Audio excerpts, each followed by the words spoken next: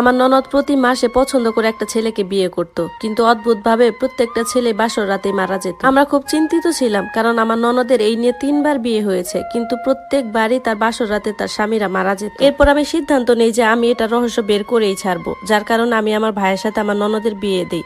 আর বিয়ের প্রথম রাতেই আমার ভাইয়ের জায়গায় আমি আর তার বাসর ঘরে গিয়ে বসে থাকি। এরপর আমার ননদ আমার সাথে যা করলো সেটা দেখে আমার আফসোসের শেষ রইল না, কারণ সে তো আমার নাম ফাতিহা, আমি 3 ভাইয়ের একমাত্র বোন। আমার ছোট ভাই ইয়াসিনের সাথে আমার খুব বন্ধুত্বপূর্ণ সম্পর্ক ছিল। আমার 2 বড় ভাইয়ের বিয়ের পর আমার বাবা মা আমাকে বিয়ে দিয়ে দেয়।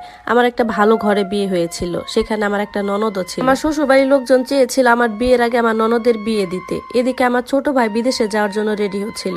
আমার শ্বশুরবাড়ির লোকজন চাইছিল যে আমার ননদের সাথে আমার ছোট ভাইয়ের বিয়েটা হোক। এই প্রস্তাবটা তারা আমাদের বাড়িতে দিয়েছিল। আমার ভাই বিয়ের জন্য তখন প্রস্তুত ছিল না। আমার তো তখন ভয় লাগছিল যে এই কারণে তারা যদি আমার বিয়েটা ভেঙে দেয়, কিন্তু তারা এরকম কোনো কাজ করে নাই। এরপর আমার বিয়ের আগে আমার ননদের